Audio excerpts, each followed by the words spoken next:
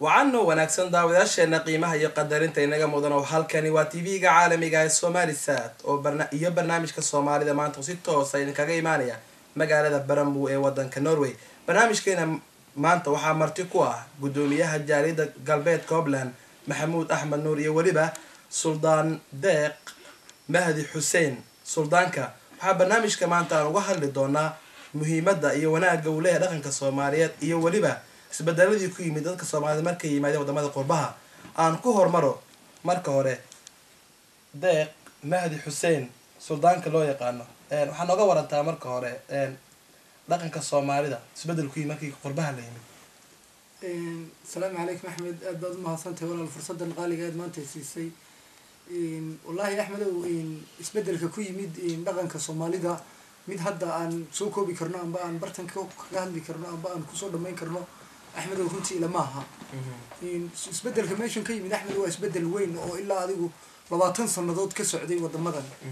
الصومالي ده نينا ما أنت ولا الواحد نقولي إلى هي ما ركتي تصبح قاي بين نقولنا تصبح قاي هذا دركته meel walbu aadiyo maanta Soomaali kasta aad tagto qof Soomaaliyeed oo ku dayacan baad arkaysaa qof Soomaaliyeed oo ku dhibaataysan baad arkaysaa qof Soomaaliyeed oo adiga duruuf u haysata arkaysaa amba Afrika haysato aan noqoto amba Yurub han noqoto amba America han noqoto amba meel kale ba han noqoto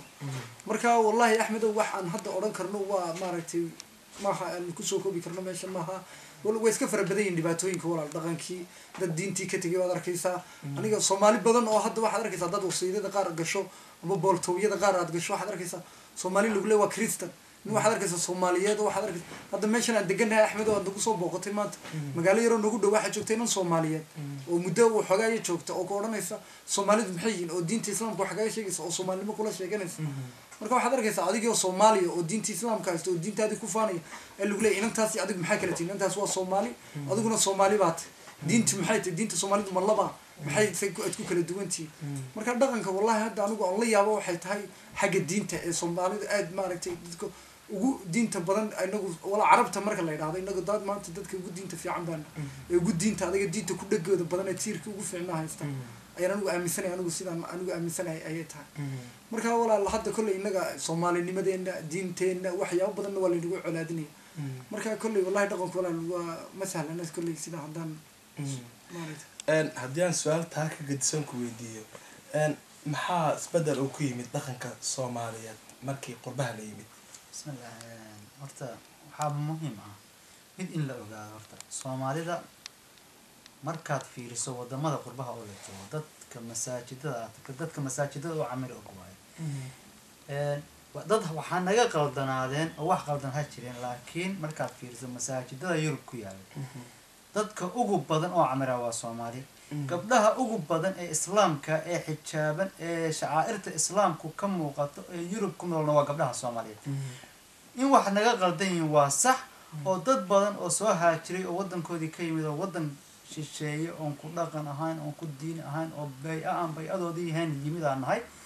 wax badan baa naga qaldamaya rag qaldan baa arkaysaa kuwa diinta ka sheegaya arkaysaa kuwa mataqaana dhaqanka Soomaaliga dhaliilaya arkaysaa kuwa ajnabi guursaday arkaysaa wax badan arkaysaa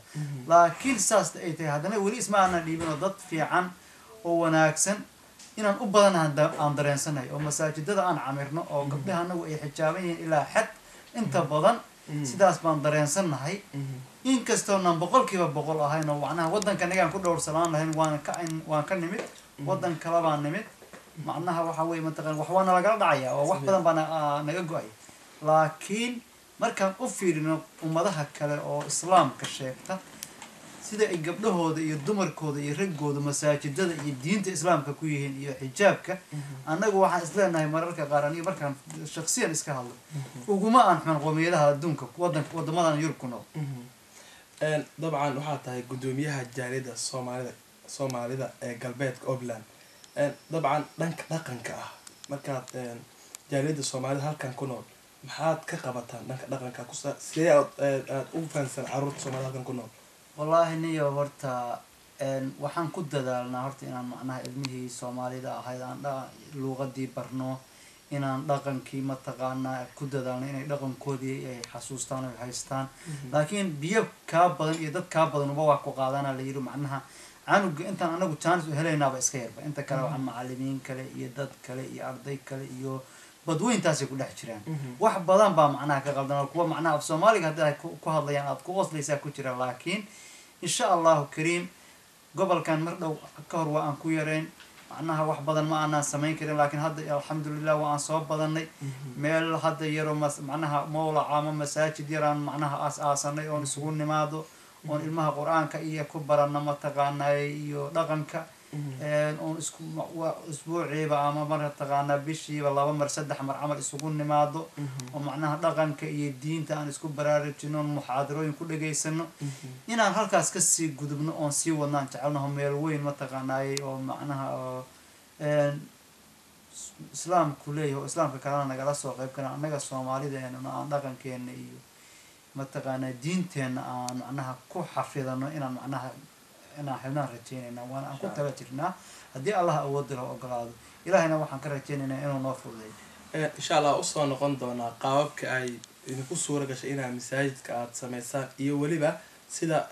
ay u suura gashay in aad soomaalida halkaan degane ay u midoobaan siday wax u qabsan lahaayeen waxaan jeclahay suldaankana usoo noqo dabcan suldaan waxaad ka warqabtaa in ama aad qabiir u tahayba in dhaqanka soomaalida uu yahay badweyn uu dhaqankeenu waxyaaba aada u fara badan oo wanaag ah ay ku jiraan marka dhaqanka soomaalida dadka maxaa keenay dhaqanka sidaa u wanaagsan markay halkan yimaadaan inay bedelaan wallaahi axmedow waxaa la odhan karaa adiga dhaqankeenu dhaqan saliima maadaama uu ahaa oo dadka qaarna ay maaragtay cidhiidh iyo waxa dareemi jireen maaragtay marka waddankeennii la joogo dadkii waxay iska dhaadhiciyaan hablihii iyo wiilashii iyo dhalinyaradii intay adigu da-da yar tahaayee qalalaasu intii uu jiray dhashay kulli waxay iska dhaadhiciyeen macnaha nolol friya baad soo gasheen oo adigu xora ma freedom markaa waxaad is idhahdeen iskala jaan qaada wax kastaa friya baa layidhi khamrigii baa friya baa layidhi habla cadcadoo yaryar oo tv-ga un laga daawan jiraa la arkay inama cadcad bay hablihii arkayaan oo tv-ga un laga arki jiray waxyaabo badan anigu gaygan kula mida markaan yurub aan africa joogay yurub dee sidaan moodayay iyo siday la noqotay waa kaafiya kala dheeri bay la noqotay anuu dabaqyo dhaadheer iyo dad cadcad iyo adduun iyo wax kale aysa sawirna markii aan imidan waddankan soo galay 2 buurood dhexdood la geeyeyna waaba igu beriyay marka qofkii noloshii markuu soo galo wixii soo galo wuxuu soonaya xor baa tahay inantan cad raadi kan caawa qabo kan sidan qabo midba mid sidaad iskugu dhiibayso waqtiba waqti kugu dhiibayo ayaad xadkii ka baxaysaa markaan waxaas leeyihiin waa noloshan ay soo galeen ayaa kalifaysa in soomaalidu dhaqankeedii ay ka tagto maadaama qofkiina sogoo yar iminka ilmaha 12 jir waddanka lagu kana amba 15 jir amba 17 jir intaas un tv wax ka arkayay amba aktarad amba wuxuun arkayay wuxuun buu raadinayaa ma ogti markaan waxaan is leeyihiin aan eedaynayaa qofkii khibrad badan lahayn qofkii oon isku filnaanin qofkii oon maaragtay waxyaabo badan waayo aragnimo badan lahayn markuu mawjadan soo galo ee wax laga celinayaana una jirin wax walba la yidhi adigaa free ah ilaa intaad 18 jir gaarayso ilaa 20 jir intaad gaadhayso marka waxay isleeyihiin de noloshan kasal gaadh sidii isleeyihiin buu aakhiradiisina seegayaa tiisi wax walbana ka tegayaa diintiisana ka tegayaa marka anigu taasun baan isleeyahay muhiimadda ugu weyn weeyaan haddaan su-aal marka taa ku lamaanan ku weydiiyey oo ah dabcan waxaa jira dhaqanka soomaalida marka guurka usoo noqono in gabdhaha soomaalida laga bixin jiray ama loo gaari jiray qiimo aada u sarreeya yani taas oo caddeynaysa in ay gabdhaha soomaalidu ay leeyihiin qiimo aada u sarreeya marka la guursanayo kale 100 halaad iyo waxyaaba u dhigma laga bixin jiray hadda markaad eegtid marka qurbaha la yimid aada bay uga gedisan tahay sidii uu waddanka u ahaa waqtigii hore arrintaasi dabcan ma waxaa keenaya isbedelka dhinaca horumarka la gaaraya ma ayadana sabab u ah dhinaca teknolojiyada la gaaraya maxaa sababa warintas keeni kara wallaahi axmedow taa waxaa u sababaan is odhan karaa annaga soomaali haddaynu nahay waxaan ku maahmaanaa inan amba guriha kaaga jirto amba goda kaaga jirto marka guurku markii hore qiimuu lahaan jiray oo wuxuu lahaan jiray meel layskugu soo hagaago oo inanta sida lagu arka adkaan jirtay oo in geel iyo rafaad badan loo soo maray ayaad arki jirtay inantii markaa markii inantii rafaadka ninkii kasoo maray waxaa arki jirtaa markuu ilaahayba usoo xerogeliyo oo sawjo uga dhigo xalaal uga dhigo inuu ku fara adeega ayaa dhacaysa oo isla dee qofkan dhibkaad ka marta adduunka markaad waxaad ku rafaadad dhib ka marto wuu kuga adkaanaysa hadhow tolana meel cillaa kaga dhaqaaqda amba aad si xun aad ku weydo amba si sahlan marka saasa anigu waxaa isleeyihiin tii hore saasay ahayd macnaha guurkan hadda ay qurbahan iyo waxana waxaa keenaysa adiga macnaha maanta inanta ninkiiba bad inaad wax ugu darto ayaa maaragtay macnaha suurtagal halkii awal inanta ay reerkoodu geel heli jireen waxa macnaha taas waxay tahay intay meel kale aadi lahayd amba nin shisheeye ku keeni lahayd oo gaala amba nin aydan is afgaranaynin ku keeni lahayd oo afrikaana amba inaad tiraahdo warniyahow bal nin Soomaaliyeed ba haduu ka soo doontay baba alxamdulillah inaad wax ugu darto inan maaragtay xoolo aad ugu darto u dhisto tiraahdo bal bartayga jir ayaa keenaysa macnaha guurkan xal baa loo arkaa anu tan xal baan u arkaaba inta inta macnaha qof ehelkaaga intuu aad u xumaado inaad beerta u sii dirto si erida ma inaad soo dhaweyso oo tidso maaragtay aad soo xirageliso wanaaga u sheegto dajiso oo ma garanayso marka waxaan xal baaba tan ku jiraan isla tii horena anigu horta taageersanay boqolka alaad iyo la iska bixin jiray iyo geel iyo dahabka xasaas iyo wax walba goos guurku marka furitaanku wuu yaraa guurku guur fiican buu ahaa awlaad tayala soo bixi jirtay marka qiimihii baa yaraanaya marka Yurubna wax ay kulli ma aqaan wallahi wala Axmed laakiin aniga sagala tayir fikradeyda hal baa ku jiraan isla waa ku soo noqon doona dabcan waxyaabo fara badan oo kugu duugan oo muhiim u ah bulshada Soomaaliyeed u gudbin doonta haddii aan ku soo noqdo gudoomiye marka waxaad warbixin iga siisaa dabcan waxaad ka warantay in aad bishii 3 jeer oo kala kulamo qeysaan muxaadarooyin lagu qabto masjidka marka intaan barnaamijkan laqan waxaa suuragal ah in ay idin daawanayaan jaarida kala duwan oo ku nool gobolkan iyo waliba qaybo kamid waddanka Norway oo u baahan qaabka ay arrintan ku suura gashay sidee ku suura gashay in Soomaali halkan degan oo galbeedka Oberland degan isku keentaan aad masjid iyo aad qabataan meel isku timaadaan wallahi walaal Axmed horta waxay wax walba waxay rabaan isku day waan isku daynay muddo badan aan ka fikirnay alnahayna ilaahay waqtiga uu dambeeyay ilaahay baan ugu guuleeyay in aan tawfiiqdana haleeshiyo in aan meel yar habaysano iskugu nimaado ilmaha yagana ma taqaanay aan diinteena suuban iyo dhaqankeena ku barno innagana ma taqaanay aan salaadaha aan ku dukanno kitaabadana aan ku akhrisano iskuguna muxaadareyno isku wacyi gelino juhdi iyo dadaal u baahan tahay wax walba la isku dayana sida badan waa laga miro dhaliyaa waa la gaaraa marka isku dayaan waa isku daynay oo muddo badan aan ka fikirnay oo ma taqaanay fadhiyaal badan aan ka yeelanay sidii aan ku heli lahayn waqti hore inoo suurtageli weydo waa jirtaa laakiin markaas macnaha duruufo jiray iyo dadkoo yaraa iyo waxyaabo badan baa naga sii ahaa laakiin kadib waxaa dhacday inaan ma taqaano isku taxallujin badan iyo waqti badan oo waminay iyo fadhiyo badan iyo wada tashi iyo dadaal aan sameynay inaan ku gaarnay insha Allah kale ilaahayna uma taqaana tawfiiqdana haleeshiyay haddana rajadeenu sida aan ku sheegay maxmo aan rabnay inaan ma taqaana ka sii gudubno oo ma taqaana meel adiga meesha ka sar maqaam ka sarreeyo inaan gaarnay ilaa insha Allah kale sida ilaahay aan ka rajayno dabcan meesha masjid yar oo hadda baad qalayseen oo ku yaala magaalada dabcan muuqaalkan dadweynaha waa tusi doonaa marka masaajidku waxaa yaala dabcan inkastoo ka yahay masaajidada caadiga ah ee waaweyn waxaa ku dhammaystiran waliba haddii aanay kitaabadii kala duwanaa kuwii qur-aan kariimka kuwii kale ee axaadiista markay gabdhaha iyo wiilasha intaba markay doonayaan inay muxaadaro loo wada akhriyo inkastoo weyninka masjidkan uu yaryahay qaab sidee abaad u kala maaragtay wallahi walaal Axmed horta masaajidka saad aragtayba macnaha waa laba qaybood oo qayb macnaha gabdhaha ugu talagalay qabo gees uu leeyahay gabdhaha ugu talagalay gabdhaha fariista qaybna ragga maaragtay fariista oo ma taqaanay wax ku dhageysta haddii aan u aragnay inaysan macnaha meeshu macnaha aan isku badano isku filnana waxaan sameynaa ma taqaanaa maalin gabdhahan muxaadarada iyo kitaabada u akhrinaan u qabanaa maalin raggeena akhrisana ciyaalkana sida badan waa joogta oo maalmaha ma taqaanaa oo macnaha oo dadku iska duruufaysan yahay oo shaqooyin iyo iskuulaad iyo waxay leeyihiin maalmaha xilliyada fasaxyada iyo macnaha maalmaha axadda iyo sabtiga aan iyagana isku daynaa inaan dhaqanka iyo ma taqaanaa diinta iyo ma taqaanaa aan ku barno insha Allah waana aan sameynaa ilaa xad ilaa meel macnaha nagu filan aan ka helaynana waxaan rabnaa inaan tan si ku meel gaar ahaan u sii dekanaano oon kasii gudubno insha Allah kariim insha Allah aad aad mahadsan tahay suldaane haddaan ku soo noqdo intii aad qurbaha ku nooleed ama waddankii gudihiisa maxaa kugu yaabka badnaa oo aad dhihi kartaa leele waxaas baa wax igu yaabka badnaa oo cajibi ahaa wallahi Axmed walaal horta adduunkan iyo haddaad nooshay wax walba waad arkaysaa moolta ninka raggaana waa kii wax walba Axmed horta walaal u soo jooga marka wallahi haddaan idhaahdo wadankii wax kuugu yaabka badnaaniyahow horta waxaan dee halkan kusoo koobi kara qudheedu maaha laakiin 2 iyo 3 haddii aan axmedow kaaga soo qaato ani waxaa igu yaabka badnayd axmedow waxaan tagay hadda ka hor xamar